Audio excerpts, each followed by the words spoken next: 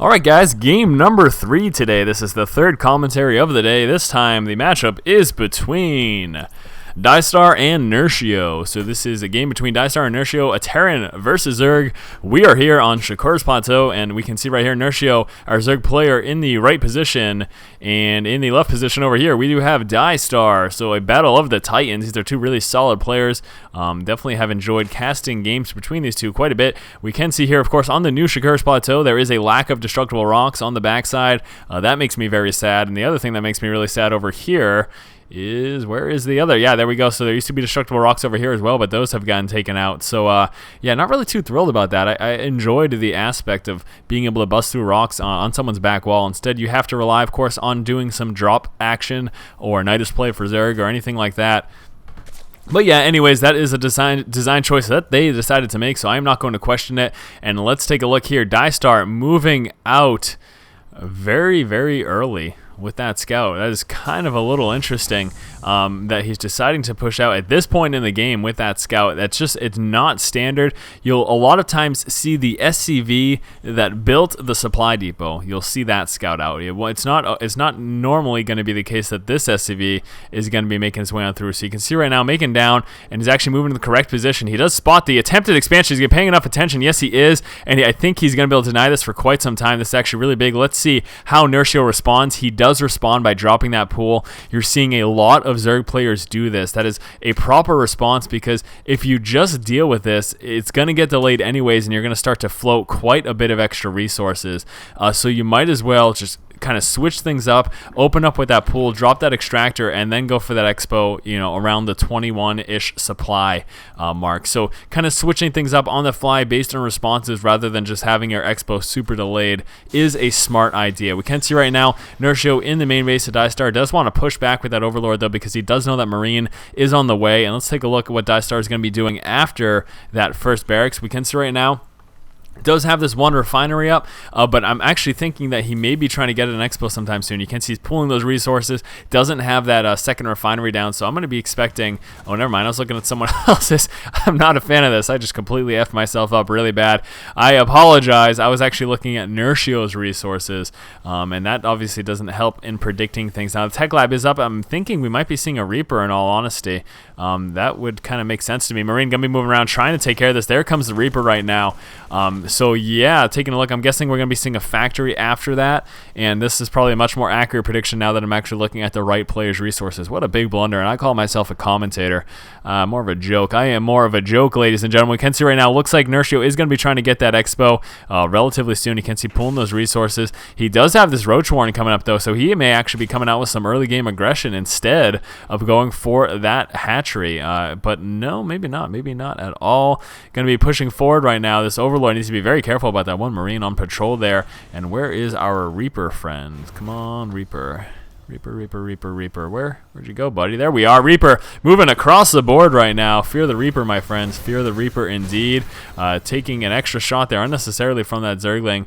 Could have microed away from that, but wasn't paying quite enough attention. Gonna be moving on over here, checking for a Zergling as well.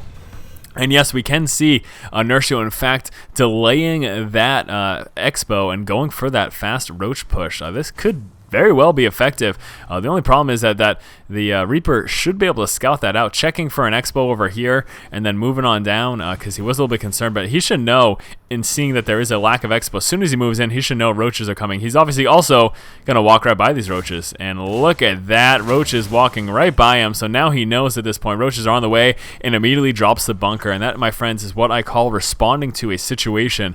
Now, he's in a little bit of a issue, a little bit of a problem here, simply because of the fact that he does have this expo up and built. He's already invested these resources. He's spent 400 resources. There is a big roach push coming out right now, a 7 roach rush, in fact, and there is the expo finally. So starting out with that early roach aggression, and then using and taking advantage of the time and the focus of his opponent here, DieStar, trying to defend against this roach push. He's going to be using that to buy himself time to get up this expo. Incredibly popular tactic, very effective as well. Now, those Marines aren't going to do that well against the Roaches. Roaches should be able to bust through this as long as they make sure they target fire down. And Marine's not even actually that well within range, getting a few shots off. As long as he pulls that one Roach to the back, he doesn't want to lose that. That would be a micro mistake if he lost that one. Wants to pull to the back where those Roaches aren't getting hit. And actually, great timing there of that Siege Tank. And Siege Tanks, as you can see, just completely go to work on roaches, but he does manage to bust that through. Gonna have a hard time. Nice placement there. DieStar dropping it down again. Still significant damage been going down from Nerchio. He only lost a few roaches and did manage to take out that depot. I think he killed the second one off too. And if nothing else, he also delayed the timing of that expo. But look at this. Just as I mentioned, all he was really doing was buying himself time, just harassing, trying to do a little bit of damage. But the big thing was he bought himself the time to get up the expo, and he delayed the expo of DieStar. We can see also because of that harassment, DieStar did get supply blocked. So trying to work to fix that and remedy that right now. We can see a heavy tank transition coming out for him. Also going to be getting a reactor there, so going to be coming out with some mass Hellion as well. So going to be seeing a mech heavy play here from DieStar. And taking a look over here for Nerchio. Nerchio deciding to bring that layer at the expo, something that you do see more and more players doing. The main benefit to this, of course, being that it makes that expansion that much more durable. Of course, the layer does have more hit points than a regular old hatchery does. The only threat, though, is that if your expo gets attacked and you lose it, then losing a layer is actually kind of a big deal. It would deny you any more access to that higher level tech. So something to consider. Definitely weigh your options when you decide to do something like this. We can see DieStar now just finally coming out with his expo. Going to be moving down to get it saturated, also getting one more refinery as well, not going for those 2 extra refineries because of the fact that, again, we can see he is deciding to go for some Hellions in the mix as well. If he weren't incorporating those Hellions, we'd probably see that second Vespian geyser, just so we could go more of a tank-focused build. But Hellion's going to be moving forward. We do have these roaches, but they should be able to sneak by and do a little bit of damage. Nice, though. Nice response there by Nerchio. Moving down, forming more of a wall by clumping them together, and denied that push there from those Hellions. Hellion's going to continue to scout. He's looking for a third expo, because that is definitely a possibility, but no, realizing he's still just on the 2. Can see Spire coming up. Where's that bad boy?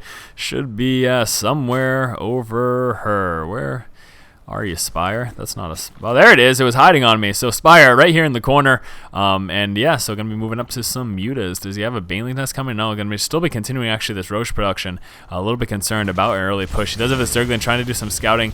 Wasn't able to push up on those tanks, obviously. And the Hellions were able to roast him. So we can see just continuing up this mech heavy play. Looks like Hellion and Siege Tank is going to be his MO. Does he have an armory making his way on out? The only reason I asked that, my main concern, is that there is a significant lack of anti-air right now, and again, that Spire is just about finished. So Nerchio has quite the timing window. If he can get those mutas up, he's going to be able to do a lot of damage. There's no armory in play, but look at this, DieStar trying to hit before those mutas actually come into play. He's going to be moving out right now for a big push. What he has is going to be able to mop up pretty much everything that Nerchio has at the moment, but again, that Spire has just finished, and here come the mutas. 8 mutas on the way. This is a very tense situation. DieStar needs to push in and do a lot of damage, or else he's going to be significantly behind, and finally coming out with that armory.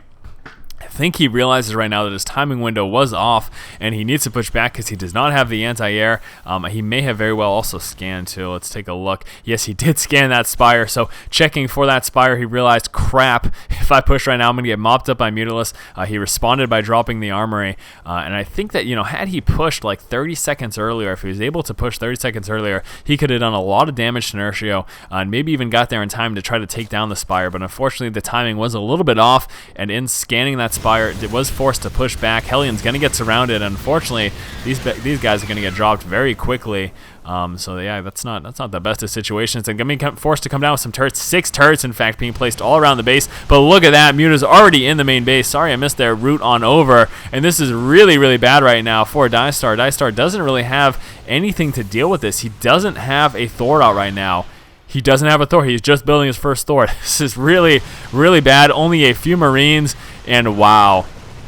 I am sorry, guys. DieStar got completely caught with his pants down. I did not expect this to happen. I'm going to be interested to see if he's got any chance of coming back to this. I mean, obviously right now, Nerchio has to stay away from those turrets, but besides that, he's got free reign of the base. These Marines are not enough. They want to stay within the safety of the turret. But even that, Nerchio is just going to be doing tremendous amounts of damage, taking this time and all this opportunity to go out with another expansion, also getting so many upgrades. We can see that infestation pit coming down as well. Nerchio has just a commanding position right now. Now the Thor is just about to pop. He needs to be careful. If these stay clumped, he's going to take heavy losses. Lots of splash damage going down there. Nerchio not paying enough attention. I don't know if he knows that Thor's in play, and he just took a lot of kind of unnecessary damage. Thor being very slow, he might be able to get a couple shots off Nerchio before he leaves. No, not going to decide not to do that and just going to continue to push back home.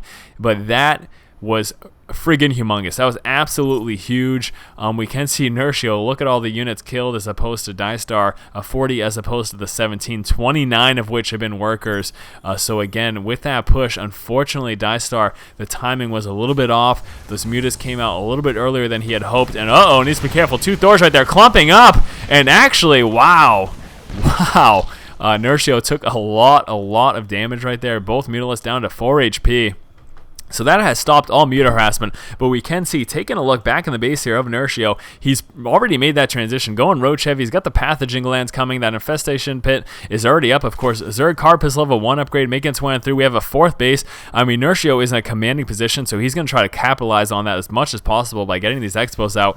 DieStar is just playing catch-up right now with workers. Taking a look there at the unit counting station, 25 SCVs as opposed to the 58 here of Nerchio. So far behind, 168 supply as opposed to 95.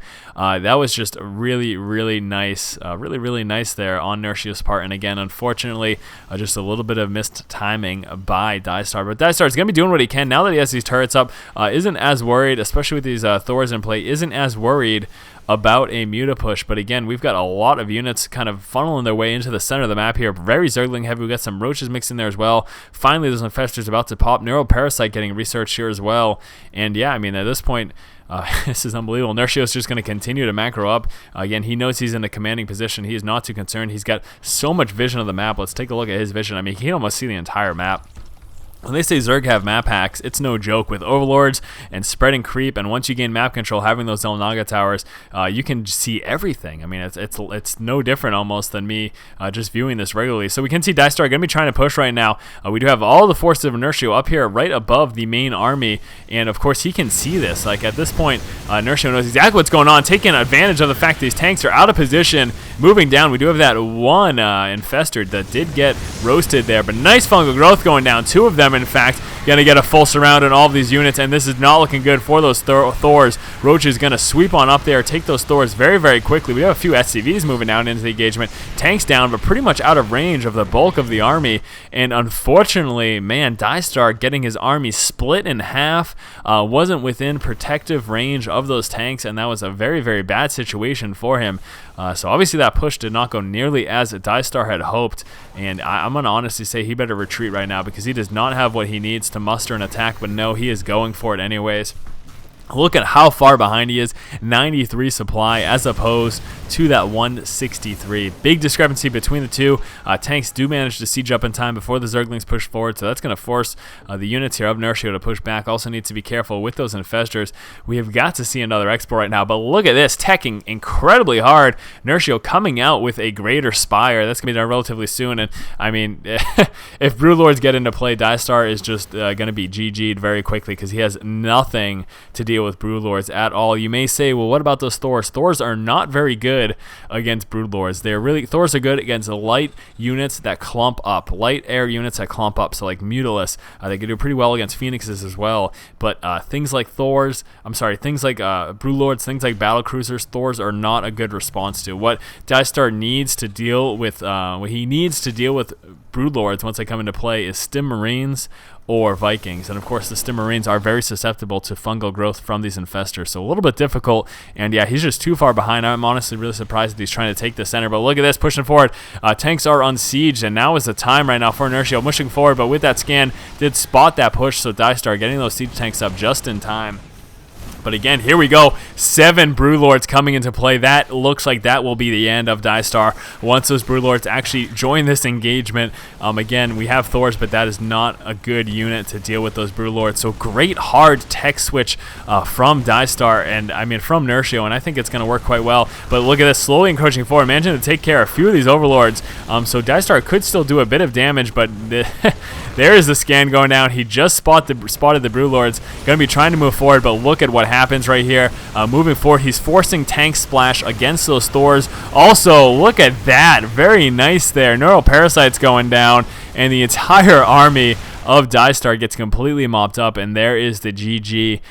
That's just unbelievable. Now, one big concern and one big problem with a tank-heavy play against Zerg, once Broodlords come into play, you got to be really concerned about that forced splash damage, because what happens is the Broodlords go down, they attack your, for example, Thors here in the front, and then your tanks trying to attack the Broodlings that are on the ground end up splashing your Thors or your Marines or whatever's in front trying to deal with the Broodlings. So very dangerous situation, and that's one of the main reasons these Broodlords are so effective against a mech-heavy play of a Terran player. But anyways, good game between these two players.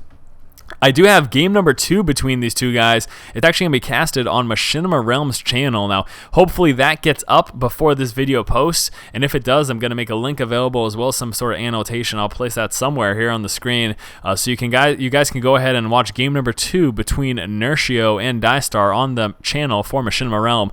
But anyway, guys, that about does it for this video. Hopefully you guys enjoyed it. As always, if you enjoy the content, be sure you subscribe to the channel. Keep watching and keep owning.